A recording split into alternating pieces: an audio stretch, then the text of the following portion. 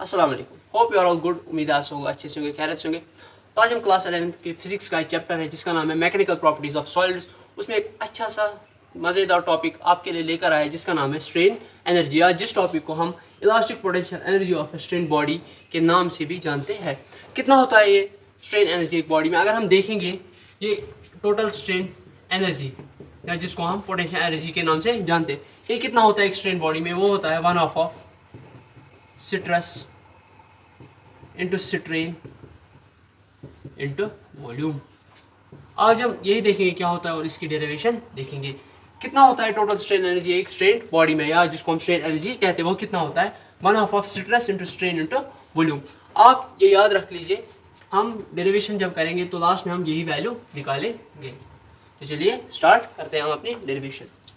तो मान लीजिए मेरे पास कोई रॉड है जिसका एरिया ए है और मॉडुलस ऑफ इलास्टिसिटी ई है। तो मान लीजिए मैंने इस पे कुछ फोर्स अप्लाई किया। जब भी मैं किसी बॉडी पे टेंसाइल फोर्स अप्लाई करता हूं तो आपको पता होगा उसमें क्या आती है? इलोंगेशन आती है। तो क्या हो गया? तो इस बॉडी में इलोंगेशन आ गई। अगर मैं देखूं यहाँ पे इस बॉडी में जब मैं फोर्स एफ अप्लाई कर रहा था, इस बॉडी में क्या आ गई?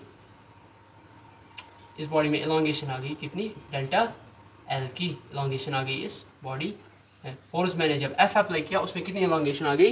डेल्टा एल, या डिफॉर्मेशन कह सकते हैं हम। कितनी डिफॉर्मेशन आ गई? Delta L. तो पहले अगर हम देखेंगे इसकी लेंथ एल थी, अब चेंज होकर कितनी बन गई होगी? L plus delta L. तो मान लीजिए ये मेरी इनिशियल कंडीशन थी और मेरी फाइनल कंडीशन थी, और ये क्या है? ये इक्विलिब्रियम पोजीशन है। तो मैं बीच वाली कंडीशन ले रहा हूँ। मान लीजिए बीच में एक कंडीशन आ गई होगी, तो क्या हुआ होगा? मान लीजिए तब मेरी बॉडी जो है उसमें जो डिफॉर्मेशन आ गई होगी वो एक्स आ गई होगी, और फोर्स कितना हो रहा था अप्लाई? एफ। क्या कहा मैंने? जो मिडल वाली कंडीशन है, जो इनिशियल कंडीशन है, ये फाइनल कंडीशन मैं कह रहा हूँ। जो मिडल वाली कंडीशन है वहाँ पे कितना बॉडी में जो डिफॉर्मेशन आ गई थी या इलोंगेशन आ गई थी, वो कितनी आ गई थी? एक्स आ गई थी। अब मैं देखूंगा कि अगर मुझे एक्स से और थोड़ा डिफॉर्मेशन, क्योंकि ये डिफॉर्म और हुए, कहाँ तक हुए? डेल्टा एल तक। मान लीजिए मुझे और डिफॉर्मेशन कितनी करनी है? D X. तो मैं देखूंगा इस dx, जो ये छोटी छोटी डिफॉर्मेशन है, ये dx डिफॉर्मेशन करने के लिए मुझे कितना फोर्स अप्लाई करना पड़ेगा। मतलब जितनी डिफॉर्मेशन हो रही है मुझे कितना, हर एक डिफॉर्मेशन के लिए मुझे कितना फोर्स अप्लाई करना पड़ेगा। ये एब्रप्टली नहीं होगी, मैंने फोर्स लगाया और सारी डिफॉर्मेशन होगी, नहीं। पहले मैंने थोड़ा फोर्स लगाया, डिफॉर्मेशन आ गई, फिर थोड़ा और फोर्स लगाया और डिफॉर्मेशन आ गई, थोड़ा और फोर्स लगाया तो और डिफॉर्मेशन आ गई बॉडी में। तो हमें पता है जो स्ट्रेस होता है वो डायरेक्टली प्रोपोर्शनल होता है किसके? स्ट्रेन के। स्ट्रेस के वो किससे में हम रिप्रेजेंट करते हैं? Sigma is directly proportional to strain epsilon. मैं लिख सकता हूँ sigma is equal to E epsilon. ये सिग्मा क्या है? स्ट्रेस है। ये है modulus of velocity of body, ये है स्ट्रेन। मुझे पता है ये स्ट्रेस किसके बराबर होता है? स्ट्रेस होता है फोर्स पर यूनिट एरिया के। ये आया ई। और जो स्ट्रेन होता है change in length per unit original length. Change in length कितना आ रहा है मुझे? एट दैट डेल्टा एल, और ओरिजिनल लेंथ क्या थी इसकी? एल थी। तो अगर यहाँ पे मैं देखूँ जो फोर्स है मेरा वो किसके बराबर आ रहा है? फोर्स आ रहा है बराबर A E delta L divide by L. Force किसके बराबर आ रहा है? A E delta L by L. तो अगर मैं यही फोर्स यहाँ पे देखूँ, क्या था फोर्स मेरा? फोर्स था मेरा A E delta L divide by L. तो अगर हम देखेंगे ना एक बॉडी में, जो बॉडी मैंने ली है, मान लीजिए मेरे पास कोई स्टील की रॉड है, जो इसमें ए है वो एरिया तो इसमें फिक्स है, जो ई है मॉडुलस ऑफ वेलोसिटी फिक्स है क्योंकि एक ही मटेरियल है, फिक्स है, और जो लेंथ है वो भी फिक्स है, कांस्टेंट है। ये चीज़ें कांस्टेंट है। तो खाली चेंज क्या हो रहा है? डेल्टा एल, डिफॉर्मेशन चेंज हो रही है। जैसे जैसे मैं फोर्स बढ़ा रहा हूँ तो मान लीजिए कहीं पे डिफॉर्मेशन एक्स थी, फिर डी एक्स, फिर डेल्टा एल होगी, थोड़ी थोड़ी डिफॉर्मेशन करके डिफॉर्मेशन बढ़ रही है। तो क्या मैं लिख सकता हूँ? तो यहाँ पे जो एफ है वो डायरेक्टली प्रोपोर्शनल है डेल्टा एल के। तो क्या मैं लिख सकता हूँ ये एफ जो है ये डायरेक्टली प्रोपोर्शनल है किसके? Delta L. क्या है? मेरी डिफॉर्मेशन है, डिफॉर्मेशन। तो क्या कहा मैंने?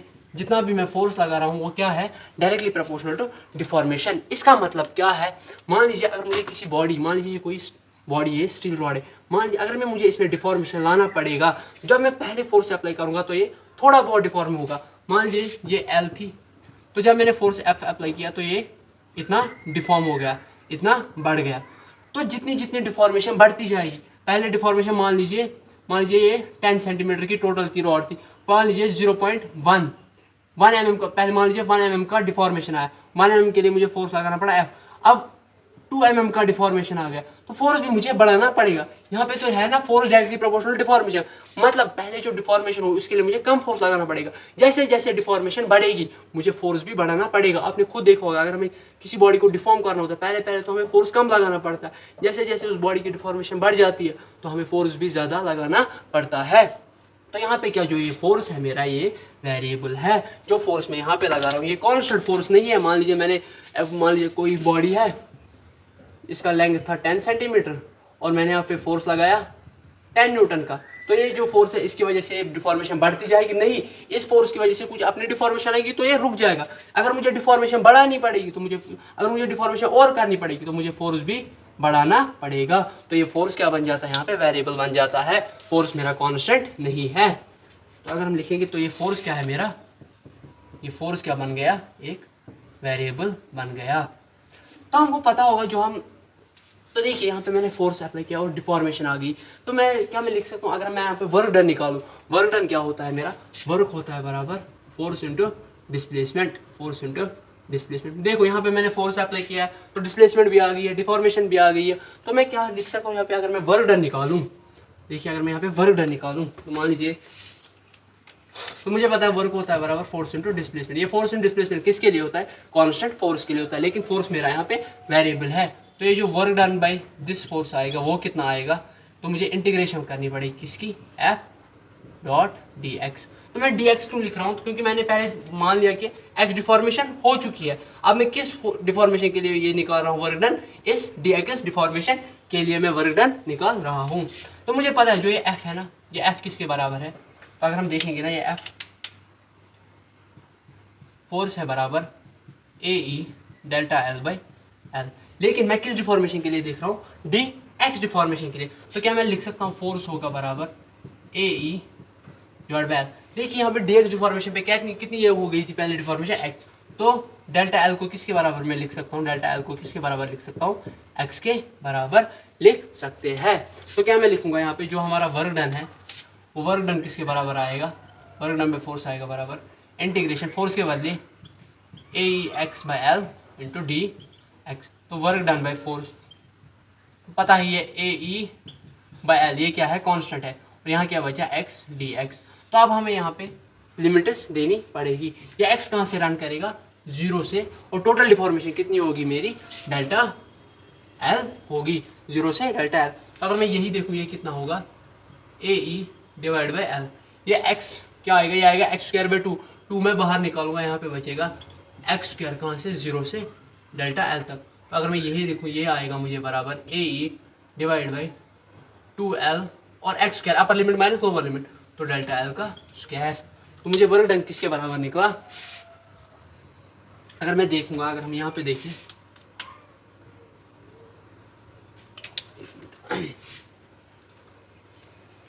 अगर मैं यही वर्क डन देखूं, वर्क डन में फोर्स किसके बराबर आया, ए ई 2l डेल्टा एल का, नहीं डेल्टा एल का स्क्वायर।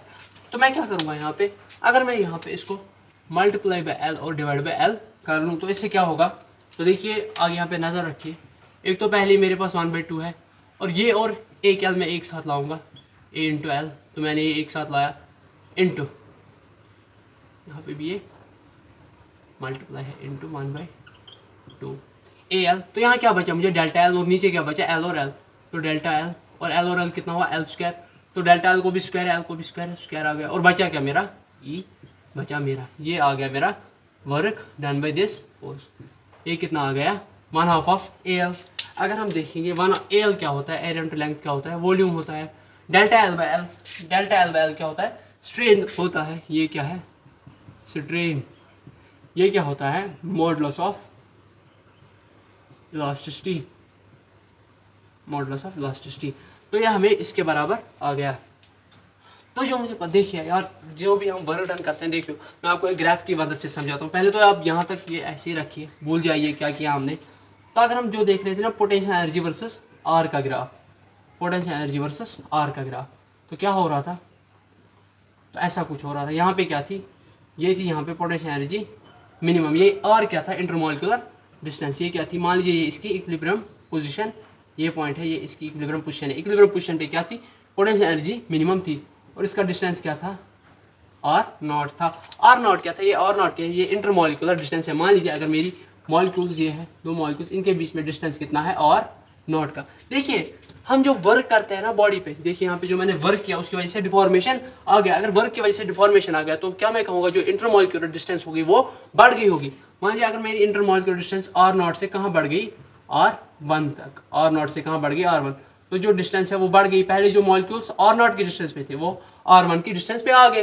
तो वो जो वर्क मैं किसी पे वो जो वर्क मैं उस बॉडी पे करता हूँ वो क्या होता है, उसमें स्टोर हो जाता है एज पोटेंशियल एनर्जी। यहाँ पे तो पोटेंशियल एनर्जी मिनिमम है। अगर मैं पोटेंशियल एनर्जी थोड़ा बड़ा हूँ, मान लीजिए यहाँ पे पोटेंशियल एनर्जी U1 है, तो अगर मैं यहाँ पे देखूँ, यहाँ पे दो वैल्यूज है, एक तो इक्विलिब्रियम पोजीशन से ये वैल्यू, और मान लीजिए ये वैल्यू है R1 और ये दूसरा है, ये है R2। तो देखिए जो मेरा यहाँ पे R2 है ये तो बढ़ गया है इंटरमॉलिक्यूलर डिस्टेंस किससे, आर नॉट से बढ़ गया है इंटरमॉलिक्यूलर डिस्टेंस। तो जो मैंने वर्क किया था वो क्या स्टोर हो गया था, पोटेंशियल एनर्जी की सूरत में। पोटेंशियल एनर्जी की सूरत में क्या हो गया था, ये स्टोर हो गया था इसमें।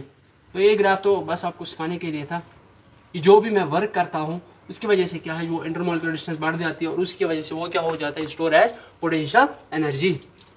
तो मेरे पास जो मेरे पास वो फॉर्मूला था एनर्जी का, किसका, टोटल स्ट्रेन एनर्जी TSE, तो वो उसको मैं पोटेंशियल एनर्जी भी कह सकता हूँ। वो किसके बराबर थी, 1/2 ऑफ सिट्रस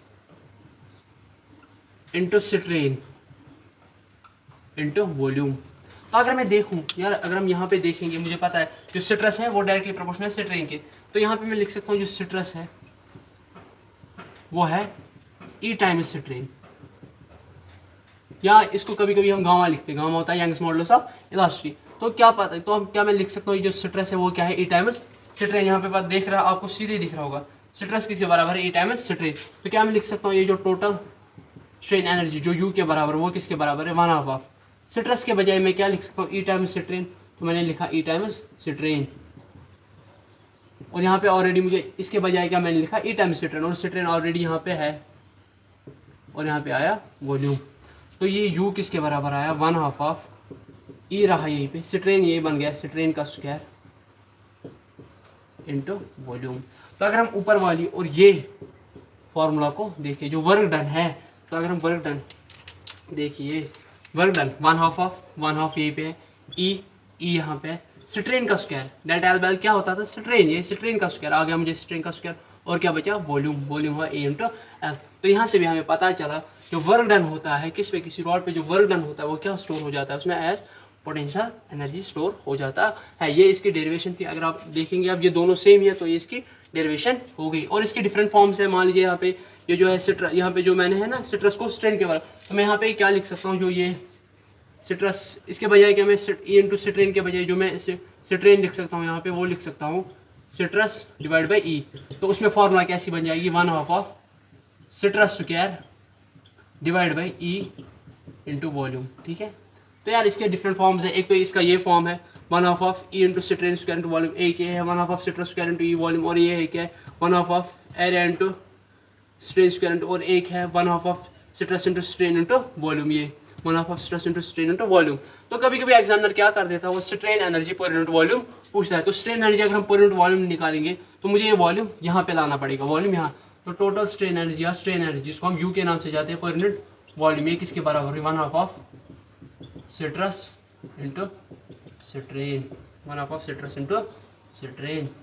तो ये हमारी डेरिवेशन कंप्लीट हो गई। जो मैंने आपको ग्राफ दिखाया वो पोटेंशियल एनर्जी और के दरमियान, वो भी आपको समझ आ गया होगा, और ये सारा जो डेरिवेशन हमने की आपको समझ आ गई होगी।